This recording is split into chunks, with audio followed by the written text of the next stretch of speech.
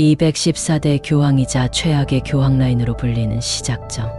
알렉산데르 6세 로드리고 보르지아 교황입니다.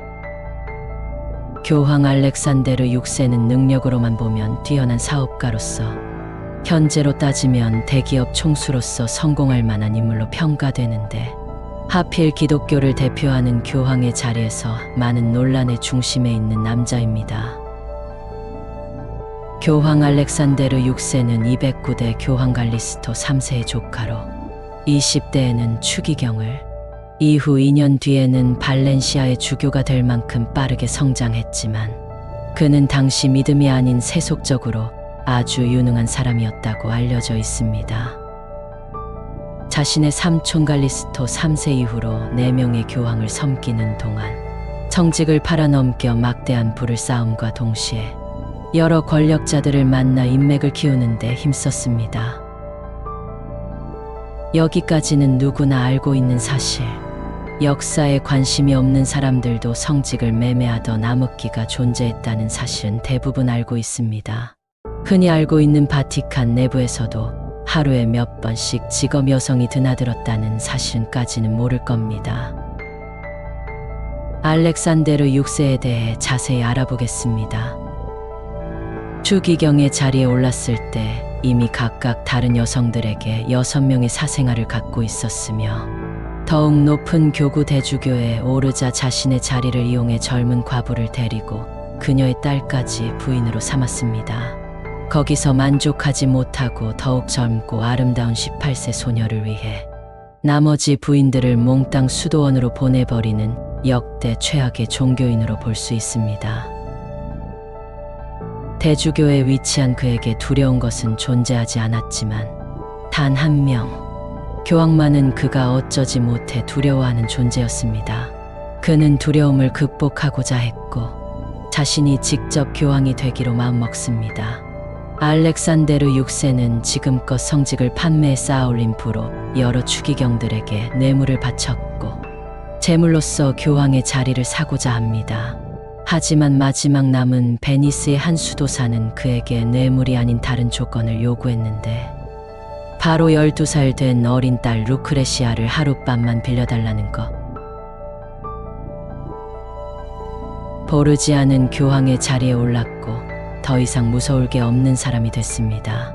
바티칸의 궁전으로 자신의 첩과 딸 루크레시아를 불러들였으며, 돈을 받고 죄를 눈감아주는 면죄부를 판매하고 결혼식 주례를 봐주고 신부를 자기 방에 데려가는 초야권을 행사하기도 했습니다.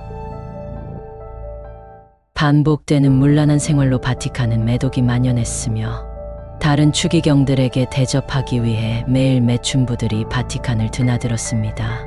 1503년 교황 알렉산데르 6세는 자신을 따르지 않는 자들을 모아 독살할 계획을 세우지만, 자신의 실수로 독이 든 음식을 먹는 바람에 아들 체사르 보르지아와 함께 사망하게 됩니다. 우리는 무언가 이상하다는 걸 알 수 있습니다. 여기서 주목해야 할 점은 이러한 악평들이 대부분 그의 생전의 적이었던 이탈리아 고위 사제들과 영주들에게 비롯된다는 점입니다. 당시 기독교의 상황을 어느 정도 살펴보자면, 하나의 제국이었던 로마가 두 아들들에게 나누어 통치를 맡기며 시작됩니다. 먼저 서로마의 멸망 이후로는 각 종교인의 믿음이 없는 자들로 인한 멸망, 기독교 유입으로 인한 신의 천벌 등 많은 주장이 있지만, 역사를 바라보는 우리가 예측하기에 가장 적합한 이유로는 로마의 실패한 정책과 게르만 민족 대이동 사건을 뽑을 수 있습니다. 이 사건은 쉽게 보아 몽골과 비슷한 호전적인 유목민족인 훈족이 밀고 들어왔고, 그들을 피해 서로마의 게르만 민족이 들어와 왕국을 세운 사건입니다. 당시 서로마는 워낙에 큰 영토를 감당하지 못해 흔들리고 있는 상태였고, 강대한 페르시아와 훈족의 지속적인 공격으로 인해 서로마는 결국 통제력을 잃기 시작합니다. 끝없는 전쟁에 국민들의 삶은 피폐해졌고, 방대한 영토의 수많은 병사들을 이끌기에는 어지간한 세금으로 버티는 것조차 힘든 수준이었습니다. 바로 그때 교황이 홀로 나서 훈족의 지도자 아틸라 왕을 설득해 되돌려 보내는데, 서로마 내에서 전쟁을 멈춘 교황의 입지는 무능한 황제를 넘어섰고 대부분의 병사를 게르만 용병으로 메꾸던 서로마는 용병의 반란까지 겼으며 허울뿐인 국가로 남게 됩니다. 이렇게 서로마를 발밑에 둔 교황은 동로마 내에서 자신을 좌지우지하는 동로마 황제 또한 아래에 두고 싶어 하는데 이에 서로마 황제를 이용하기로 합니다. 당시 유입된 게르만 민족 중 가장 강성했던 프랑크 왕국의 카롤루스 1세에게 대관을 씌우고 이로써 프랑크 왕국은 로마의 정통성을 잇는 하나의 신성제국으로 재탄생합니다. 이건 로마의 정통성을 잇는 황제를 한 명 더 세움으로써 황권을 낮추고자 함으로 보이는데 얼마 가지 못해 실패하고 맙니다. 짧은 기간 서로마의 황제를 이용해 막강한 권력을 휘두른 건 사실이지만 프랑크 왕국의 필립 4세에 의해 저지당하고 말았거든요.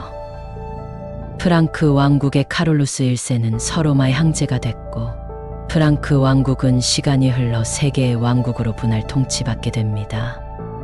그중 프랑크 왕국에서 떨어져 나온 프랑스의 필립 4세는 집권 초기부터 교황을 견제하는 정책을 펼쳤는데 정신적 지주에 불과한 교황이 국왕인 자신을 비난하자 휴가를 떠나 있던 교황을 납치하는 강격책을 쓰기도 하였으며 여론에 굴하지 않고 교황을 압박했습니다.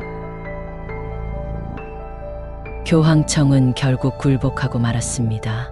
교황청은 1309년 필립 4세에 의해 프랑스 남부의 도시 아비뇽으로 이주합니다. 아비뇽 유수로 불리는 이 사건 동안 모든 교황은 프랑스인이 선출됐으며 각각의 요직 또한 마찬가지였습니다. 바로 이때부터 기독교 내부에 큰 세력 다툼이 일어납니다. 이전까진 투스칼리니 가문, 라티움 가문 등 로마의 주요 가문에서 교황이 뽑혔던 반면 그들만의 리그에 새로운 세력이 나타나 기나긴 혼란기가 시작된 것이지요.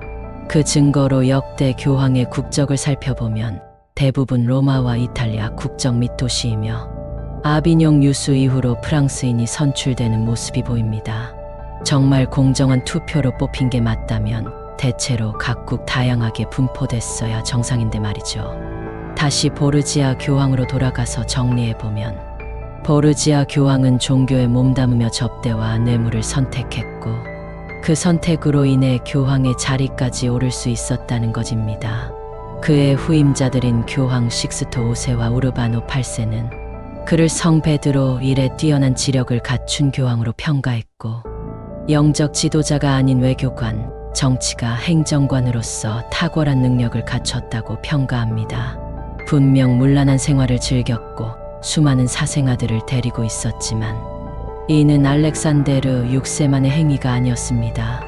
영국 작가이자 언론인인 나이젤 코소는 고대 로마 시대부터 나폴레옹 시대까지 1500년간 세속의 때가 묻지 않은 교황은 찾아보기 힘들다 라고 주장했고 그 몇 가지 사례로 시체 시노드 사건으로 알려진 이미 사망한 전임 교황을 신문한 사건, 교황 여럿이 마로치아라는 여성에게 노란한 창부 정치, 가톨릭 백과사전에도 기록된 베네딕토 9세의 여러 사건들까지 조금만 찾아봐도 많은 사건들이 존재하는데 사실은 바티칸이라는 국가의 세속 군주에 불과했던 교황에게 무조건적인 청렴은 기대하기 힘든 것 아닐까요?